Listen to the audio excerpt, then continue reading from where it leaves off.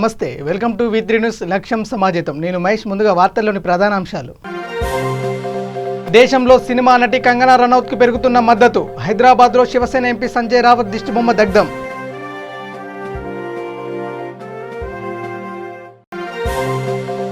యాదాద్రిలో CM KCR పర్యటన.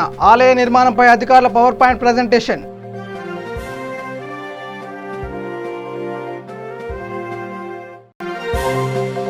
ప్రార్థనా మందిరాల భద్రతపై స్పందించిన ఏపీ డీజీపీ. నిర్వాహకులు, పోలీసులు సూచనలు పాటిస్తూ జాగ్రత్తలు తీసుకోవాలని సూచన.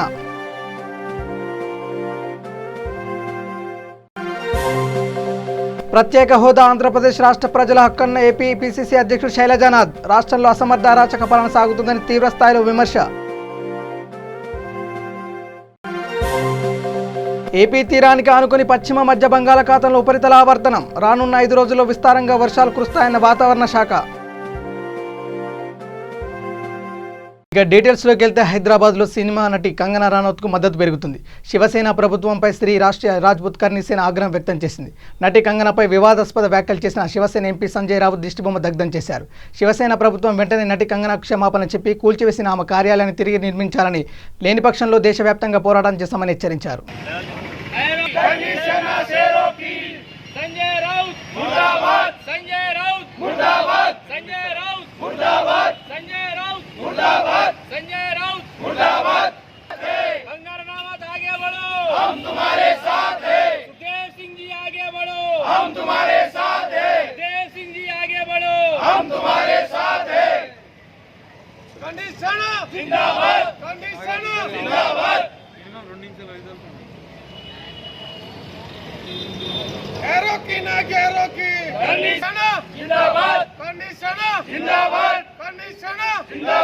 पत्थर को भी पानी कर दे, जय भवानी जय भवानी। पत्थर को भी पानी कर दे, जय भवानी जय भवानी। कर्णी सेना जिंदाबाद, कर्णी सेना जिंदाबाद।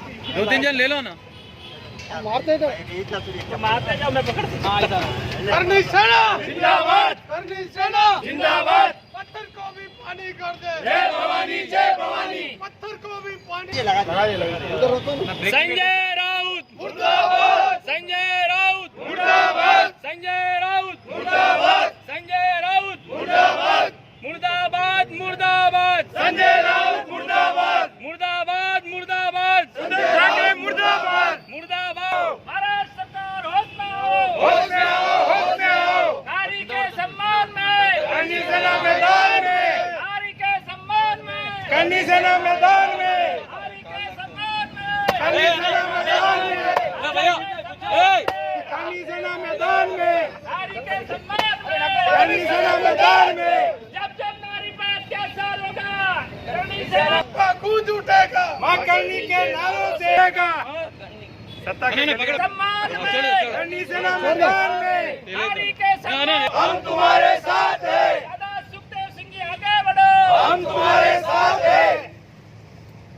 संजय राउत मुर्दाबाद, संजय राउत मुर्दाबाद, संजय राउत मुर्दाबाद। संजय। कर्णी सेना जिंदाबाद, कर्णी सेना जिंदाबाद, कर्णी सेना जिंदाबाद, कर्णी सेना जिंदाबाद, जिंदाबाद, कर्णी सेना जिंदाबाद। नारी के सम्मान में, कर्णी सेना मैदान में।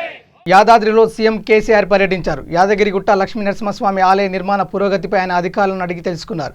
అయితే ఆ గర్భగుడి మెట్ల సంఖ్యపై అసంతృప్తి వ్యక్తం చేసినట్టు తెలుస్తుంది. ఆలయ నిర్మాణంపై అధికారులు పవర్ పాయింట్ ప్రజెంటేషన్తో వివరణ ఇచ్చారు. గర్భాలయం వద్ద తంజావూరు నుంచి తెచ్చిన చెంచు లక్ష్మీ సమేత లక్ష్మీ నరసింహస్వామి చిత్రపటం ఏర్పాటు చేశారు. చిత్రపటం అద్భుతంగా ఉందంటూ కేసీఆర్ కితాబిచ్చారు. ప్రధాన ఆలయంలో 3 క్యూ లైన్లు విశాలంగా ఉండేందుకు తగ్గించాలని కేసీఆర్ సూచించారు.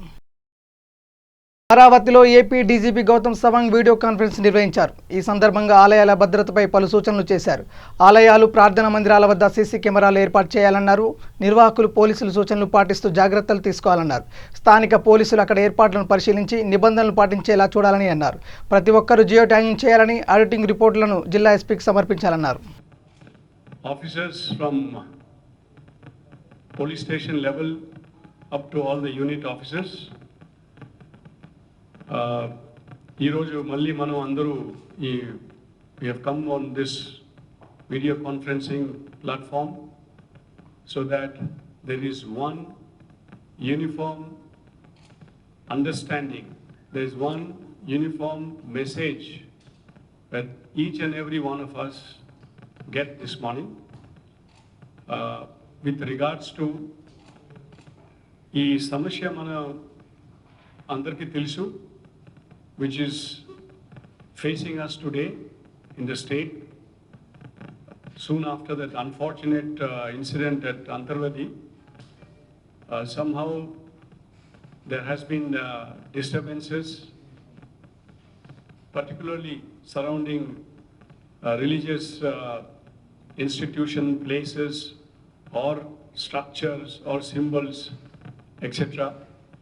And there is also mobilizations around these which we need to carefully monitor and watch, because we also understand that there is a possibility that there will be vested interests who may try to distort an incident and may give different colors and cause disturbances and disrupt the communal harmony which we are currently enjoying in the state of Andhra Pradesh.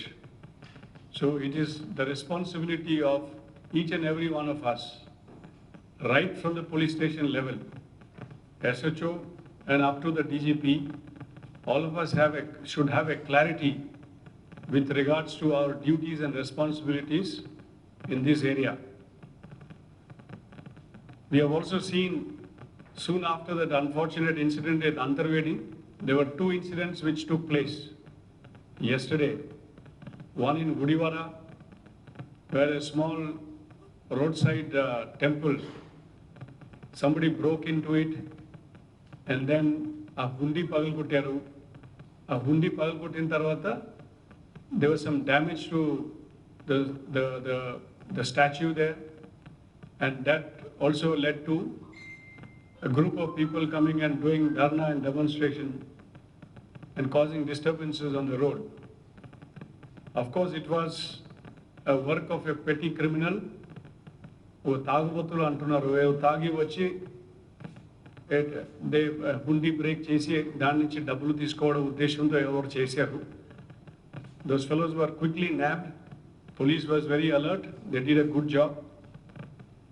But then it is important that this is properly known to everybody that it is an act of a petty criminal, property offender, and not anybody else. And these kind of things routinely keep on happening.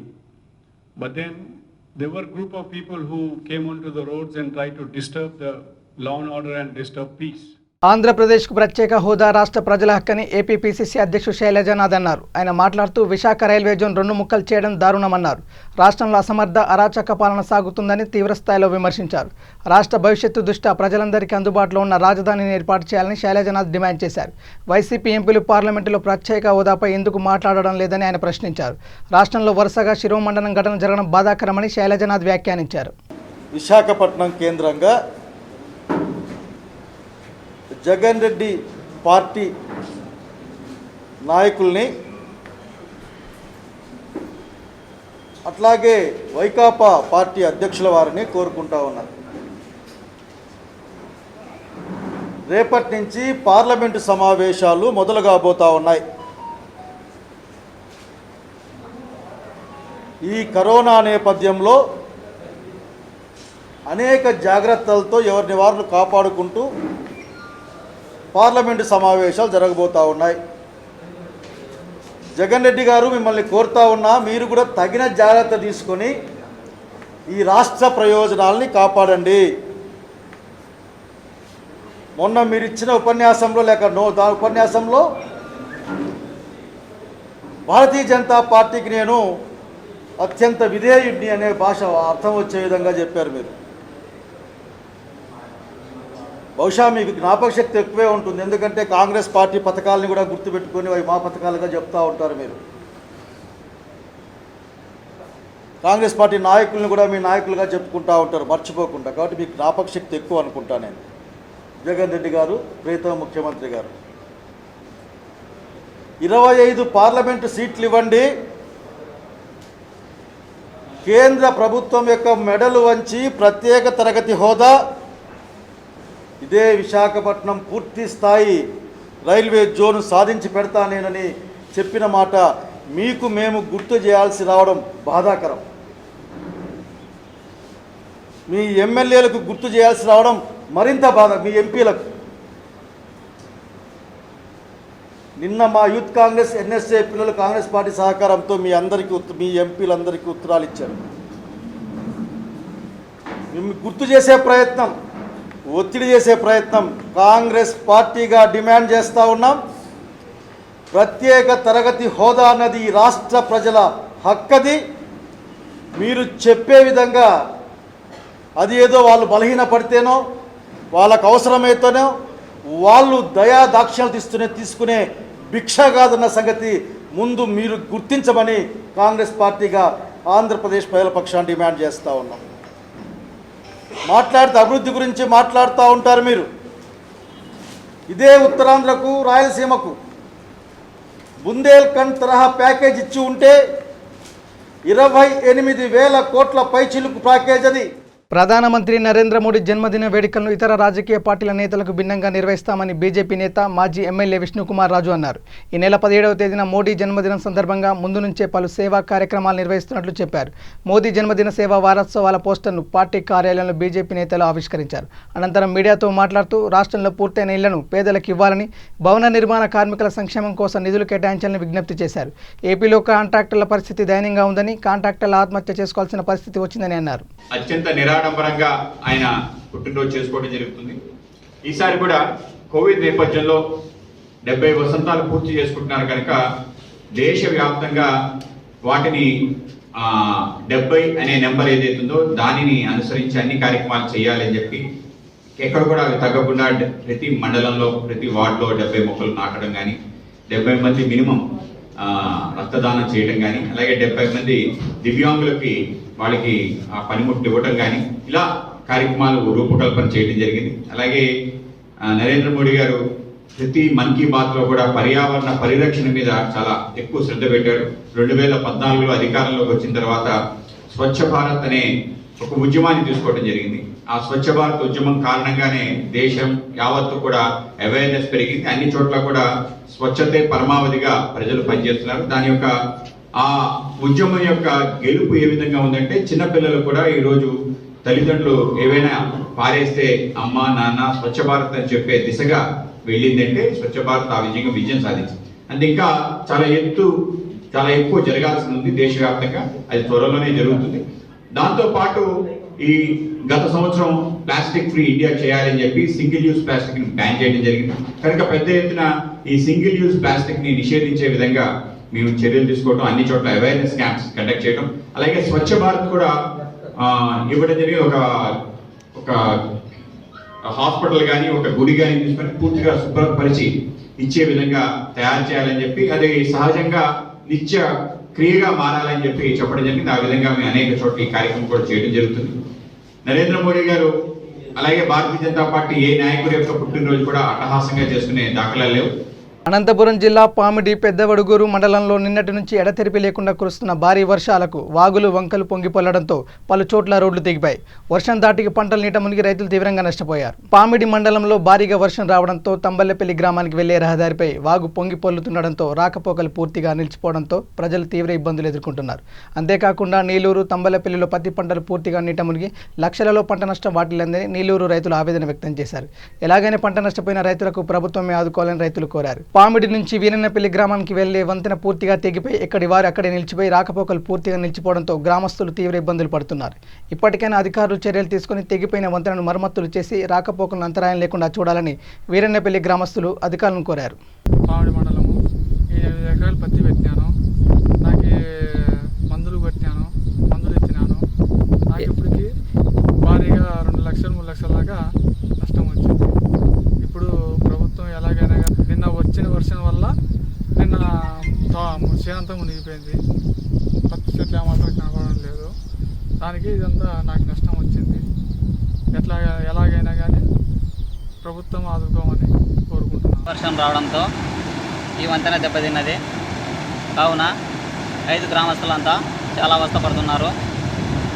వెంటనే ప్రభుత్వం స్పందించి ప్రజాప్రతినిధి నాయకులంతా ఈ విషయము ప్రభుత్వం స్థాయికి తీసుకెళ్ళి మా 5 గ్రామస్తులందరికీ న్యాయం జరగాలని కోరుకుంటూ మాట్లాడుతున్నాను.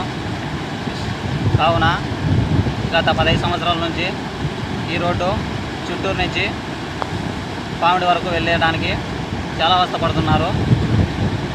కిరాణా షాపులు, చెప్పులు కుట్టుకునే వాళ్ళు, టైలర్సు చాలామంది రాకపోకలు ఇవాళ నిలిచిపోయాయి. కావున దయచేసి వెంటనే ప్రభుత్వం దృష్టికి తీసుకువెళ్ళి ఈ 5 గ్రామస్తులకి న్యాయం జరగాలని కోరుకుంటూ సెలవు తీసుకుంటాం. పశ్చిమ గోదావరి జిల్లా ద్వారకా తిరుమల మండలం సత్తెనగూడెంలో కురిసిన భారీ వర్షానికి ప్రమాదవశాత్తు గోడకూలి సుమారు 100 గొర్రెలపైనే మరణించాయి. ఇంగుటూరు ప్రాంతానికి చెందిన గొర్రెల కాపర్లు తమకు చెందిన 1500 గొర్రెలను ద్వారకా తిరుమల మండలం సత్తెనగూడెం శివారులో మేపుతూ జీవనం సాగిస్తున్నారు. ఈ క్రమంలో కురిసిన భారీ వర్షానికి ప్రమాదవశాత్తు గోడకూలి సుమారు 100 గొర్రెలపైన మృత్యువాత పడ్డాయి.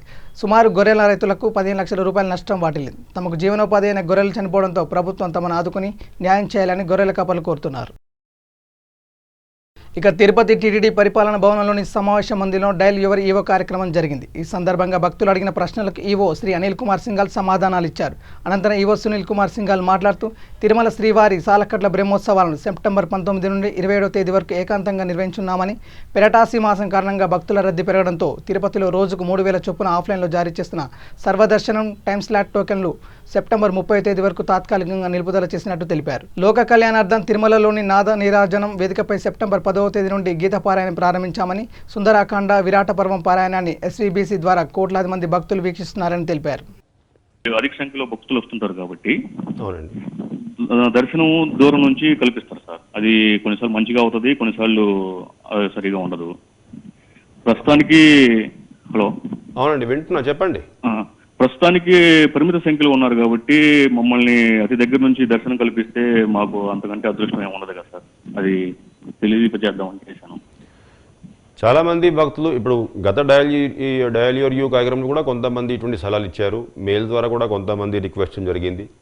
అయితే దేవాలయంలో మనం బాగా పరిశీలించుకున్నాం. అంటే జయ విజయ్ దాటి ద్వారపాలకులు దాటి లోపలికి వెళ్ళాలంటే ఈ సోషల్ డిస్టెన్సింగ్ పాటించుకోవడం చాలా కష్టమవుతుంది. ఇప్పుడు మీరు చెప్పినట్లు కరెక్టు. మనం పరిమిత సంఖ్యలోనే ఇప్పుడు దర్శనం అనుమతిస్తున్నాం. దాదాపు రోజువారీగా మెయిన్ మీడియాలో కానీ తిరుపతి పట్టణంలో కానీ ఏదో మనం నిధుల కోసం దర్శనం ప్రారంభించాం, అంతా హడావడి ఏమి ఉండింది, ఇంకా కొన్ని నెలలు ఆగి ఉంటే బాగుండేది అని ఎంతోమంది మమ్మల్ని విమర్శించుకున్నారు. అయినా అంటే వీలైనంత వరకు భక్తులందరికీ స్వామివారి దర్శనం ఎంత తొందరగా కల్పిస్తే అంత మంచిదని ఆ ఉద్దేశంతో టీటీడీ బోర్డు ఒక మంచి నిర్ణయం తీసుకుంది. ప్రభుత్వం కూడా బాగా సహకరించింది. కాబట్టి ఉన్నటువంటి పరిస్థితుల్లో బెస్ట్ దర్శనం ఏ విధంగా ఇవ్వాలి ఆ ఉద్దేశంతో మనం కృషి చేస్తూ ఉన్నామండి. ఎక్కువ మంది కాలర్సు ఎస్వీబీసీలో ఉన్నటువంటి కార్యక్రమాలు బ్రహ్మాండంగా ఉన్నాయి. అందరూ కూడా సంతృప్తి వ్యక్తం చేసుకుంటూ దాంట్లో కొన్ని సలహాలు సూచనలు కూడా ఇంకా ఇచ్చారు. 100% ఆ సలహాలు సూచనలు మేము ఆలోచించుకొని ఏ విధంగా చేస్తే బాగుంటుంది, త్వరగానే అన్నింటి మీద కూడా నిర్ణయం తీసుకుంటాం. అయితే ఎస్వీబీసీలో ఇప్పుడు ప్రోగ్రామ్స్ ఇవన్నీ కూడా బ్రహ్మాండంగా ఉన్నాయని అందరూ భక్తులు చెప్తున్నారు. కాబట్టి భక్తుల కోరిక మేరకు మనం ఎస్వీబీసీని యాడ్ ఫ్రీ ఛానల్ చేయాలనేది ఒక నిర్ణయం తీసుకున్నాం. అంటే అంతకుముందు ఎస్వీబీసీలో ప్రతి ఒక్క ప్రోగ్రాం ముందు మధ్యలో ఎక్కడ వీలు పడితే అక్కడ యాడ్స్ ఉండేవి. చాలామంది భక్తులు ఇది ఒక ధార్మిక ఛానల్, దీంట్లో అడ్వర్టైజ్మెంట్స్ అవసరం లేదు అని సలహాలు సూచనలు. మనం కూడా ఆ సలహాల సూచనల మేరకు ఈ యాడ్ ఫ్రీ చేయాలని ఒక నిర్ణయం తీసుకున్నాం. నిర్ణయం తీసుకున్నప్పుడు ఎస్వీబీసీ ఛానల్ని మనం ఓన్లీ భక్తులు ఇచ్చేటువంటి విరాళాల ద్వారా ఆపరేట్ చేయాలి. ఉన్నటువంటి ఎస్వీబీసీ ఛానలే కాకుండా దాంట్లో కన్నడ ఛానల్, అదేవిధంగా హిందీ ఛానల్, అంతేకాకుండా ఒక హెచ్డి ఛానల్ కూడా ప్రారంభించుకోవాలని కూడా నిర్ణయం తీసుకున్నాం. మనం 15th జూలై అంటే దాదాపు 2 నెలల క్రితము ఆన్లైన్లో ఆ భక్తులు అందరికీ తెలియజేసే విధంగా ఒక డిస్ప్లే పెట్టి అంటే డొనేషన్స్ ఏ విధంగా ఇవ్వాలి, ఎట్లా ఇవ్వాలి. సూర్యాపేట జిల్లా తుంగతుర్తి నియోజకవర్గ కేంద్రంలోని సిరి ఫంక్షన్ హాల్లో తుంగతుర్తి మార్కెట్ కమిటీ పాలక మండలి ప్రమాణ స్వీకార కార్యక్రమంలో తుంగతుర్తి శాసనసభ్యులు డాక్టర్ గాదరి కిషోర్ కుమార్ పాల్గొన్నారు. ఈ కార్యక్రమంలో రైతు బంధు జిల్లా coordinator SA Razak, DCCB director Gudipati Saidulu, TRS నాయకులు గుజ్జ యుగేందర్రావు, స్థానిక ప్రజాప్రతినిధులు, ఎంపీపీ గుండగాని కవిత, రాముల్ గౌడ్, నాయకులు, కార్యకర్తలు పాల్గొన్నారు.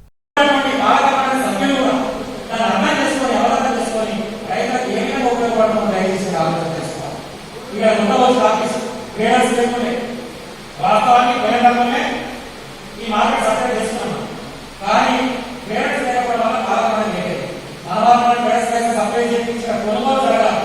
ఈ మార్కెట్ అభివృద్ధి జరగాలంటే కాబట్టి క్రిమినల్ మించుకోవాలని చెప్పేసాడు, కానీ అంబీసీ క్రిమినల్ మించుకోవాలి.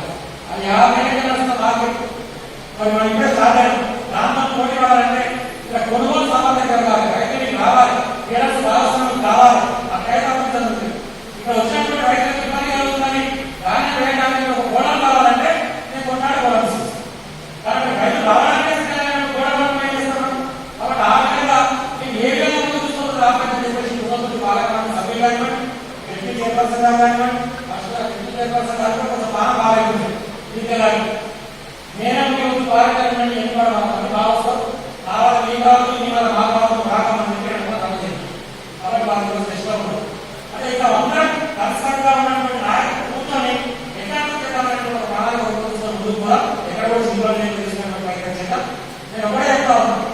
చేసినటువంటి పాలకమండలి సభ్యులు కూడా అవకాశాలు, సందర్భాలు, రిజర్వేషన్ ఉన్నటువంటి కొన్ని సందర్భాలు మనం చేసినటువంటి అవకాశం వస్తాయి. అంత మాత్రం చేత నాకు అవకాశం రాలేదనో ఆయన ఒక్కడు మీరు తక్కువ చేసే అనుకోవద్దు. కొన్ని సందర్భాల్లో కొంతమంది కానీ అవకాశాలు ఉంటాయి. ఇంకా వాళ్ళు ఉన్నప్పటికీ ఇంకేనా సందర్భాలు వాళ్ళు పే చేసుకోవాలని చెప్పేసి పార్టీగా మిమ్మల్ని కాపాడుతున్న బాధ్యత నాదే, మిమ్మల్ని గౌరవించిన బాధ్యత నాదే చెప్పేసి నేను భావిస్తాను. ఎవరు కూడా సంఖ్యలో భావించదు. పార్టీ టీఆర్ఎస్ కార్యకర్తలకు ప్రతి ఒక్కరికి నా హృదయపూర్వక నమస్కారాలు.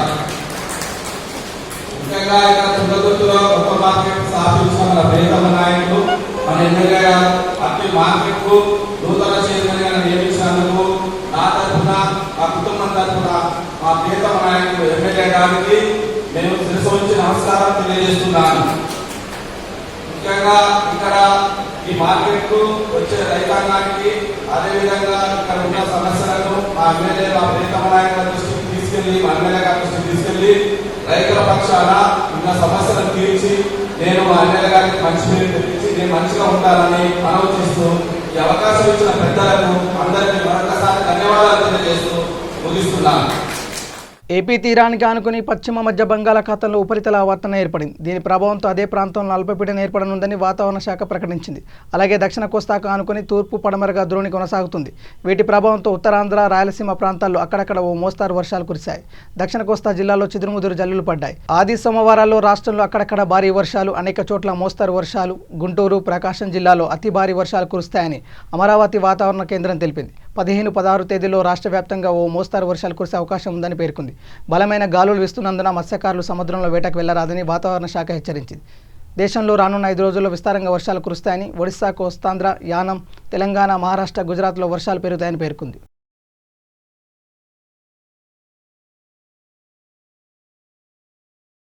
తెలంగాణ విమోచన దినోత్సవాన్ని 15న అధికారికంగా రాష్ట్ర ప్రభుత్వం నిర్వహించాలని, ప్రతి వీధిలో బీజేపీ జెండా ఆవిష్కరణ చేయాలని BJP Telangana state general secretary బంగారు శృతి కోరారు. జూబ్లీహిల్స్ నియోజకవర్గం రహమత్ నగర్, ఎస్పీఆర్ హిల్స్లో మీడియా సమావేశంలో బీజేపీ అధికార ప్రతినిధి కులం సత్యనారాయణ, బలప్రకాష్ పాల్గొన్నారు. ఇప్పుడే కాదు, మేము 17 సెప్టెంబర్ 17 సెప్టెంబర్ విమోచన దినోత్సవం అధికారికంగా ప్రకటించాలి అని ఈ రోజు నుండి స్టార్ట్ అవ్వలేదు మా పోరాటం. బీజేపీ గత 20 సంవత్సరాల నుండి మేము అదే పోరాటం చేసుకుంటూ వస్తున్నాం. మా ఎగ్జిక్యూటివ్ మీటింగ్లో 20 సంవత్సరాల కిందటే మేము దీంట్లో పెట్టుకున్నాం ఏంటి అంటే కంపల్సరీగా ప్రతి సంవత్సరం కూడా మేము కొట్లాడేది ఒకటే, 17 సెప్టెంబర్ని విమోచన దినోత్సవంగా అధికారంగా ప్రకటించాలి. ప్రతి గవర్నమెంట్ అదే ఓటు బ్యాంకు రాజకీయాన్ని నడిపించింది. ఈయన కేసీఆర్ గారు ఎప్పుడు పార్టీ స్టార్ట్ చేశారో రోషయ్య గారిని ఆయన ఒక మాట అడిగారు, ఏమయ్యా రోషయ్య గారు, మీరు చీఫ్ మినిస్టర్, మీలో రోషం లేదా? మీరు ఎందుకు 17th సెప్టెంబర్ని విమోచన దినోత్సవంగా ఎందుకు ప్రకటించట్లేదు? మరి ఈరోజు ఆయన గద్దెక్కి కేసీఆర్ గారు 6 సంవత్సరాలైంది, ఆయనకి ఎందుకు వీలు కావడం లేదు విమోచన దినోత్సవం జరపాలని? మా భారతీయ జనతా పార్టీ ఈరోజు కేవలం బండి సంజయ్ గారు కాదు, అప్పుడున్న విద్యాసాగర్ రావు గారు ఇంకా 17th సెప్టెంబర్ని కంపల్సరిగా అధికారపూర్వకంగా జరిపించాలి డిమాండ్ చేస్తోంది దీన్ని. ఇంకా మేము ఒకవేళ జరిపించకపోతే మేమే ప్రతి ఒక్క బూత్ స్థాయిలో కూడా మేము ఎగరవేసే ఇది ఉన్నది, మాకు ప్రోగ్రాం ఉన్నది. ప్రతి ఒక్క బూత్ స్థాయిలో ఎగరవేస్తాము. అదే రోజు నరేంద్ర మోదీ గారి బర్త్డే కూడా ఉన్నందుకని దానికి కూడా ఈ సేవా సప్తాహ్ అని పెట్టుకున్నాము. సేవా కార్యక్రమాలు ఆయన 70వ సంవత్సరం బర్త్డే సెలబ్రేషన్స్ పెట్టుకొని ప్రతి కార్యక్రమం చేసినా కానీ 70 మందికి రక్తదానం 70 మందితోనైనా కానీ, లేకపోతే గ్రాసరీ కిట్స్ ఇవ్వడం 70 మందికైనా కానీ, లేకపోతే ప్లాస్మా డొనేషన్ క్యాంప్ అని పెట్టి 70 మందికి అట్లా ఇవ్వడం జరుగుతుంది. ఇలాంటివి ప్రతి ఎందుకంటే సెప్టెంబర్ 17th మనకి చాలా ఇంపార్టెంట్ తెలంగాణ వాళ్ళకి. కాబట్టి మేము నరేంద్ర మోదీ గారి సేవా సప్తాహ్ ఆయన బర్త్డే సెలబ్రేషన్ని 25th సెప్టెంబర్ వరకు దాన్ని పొడిగించాము. ఆ ప్రతి మోర్చా 7 మోర్చాలు ఏమి ఉన్నాయో ప్రతి మోర్చాకి ఒక్కొక్క వరకు ఇచ్చాము. ప్రతి సీనియర్ నాయకులకి ప్రతి అసెంబ్లీలో ప్రతి ఒక్క కార్యక్రమం తీసుకొని ఆ కార్యక్రమాల్లో సేవా కార్యక్రమాలు ఆయనకి అందజేయాలని భారతీయ జనతా పార్టీ సూచిస్తుంది. బులెటిన్ ముగించే ముందు హెడ్లైన్స్ మరోసారి. దేశంలో సినిమా నటి కంగనా రనౌత్కు పెరుగుతున్న మద్దతు. హైదరాబాద్లో శివసేన ఎంపీ సంజయ్ రావత్ దిష్టిబొమ్మ దగ్ధం.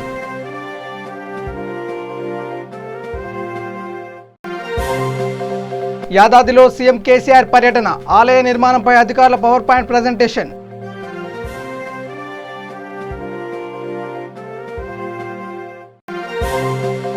ప్రార్థనా మందిరాల భద్రతపై స్పందించిన ఏపీ డీజీపీ. నిర్వాహకులు పోలీసులు సూచనలు పాటిస్తూ జాగ్రత్తలు తీసుకోవాలని సూచన.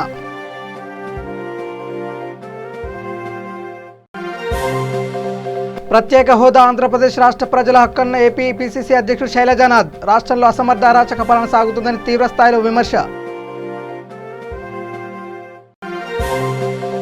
ఏపీ తీరానికి ఆనుకుని పశ్చిమ మధ్య బంగాళాఖాతంలో ఉపరితల ఆవర్తనం. రానున్న 5 రోజుల్లో విస్తారంగా వర్షాలు కురుస్తాయన్న వాతావరణ శాఖ. ఇవి bulletin updates. Keep watching V3 news. లక్ష్యం సమాజేతం. నమస్కారం.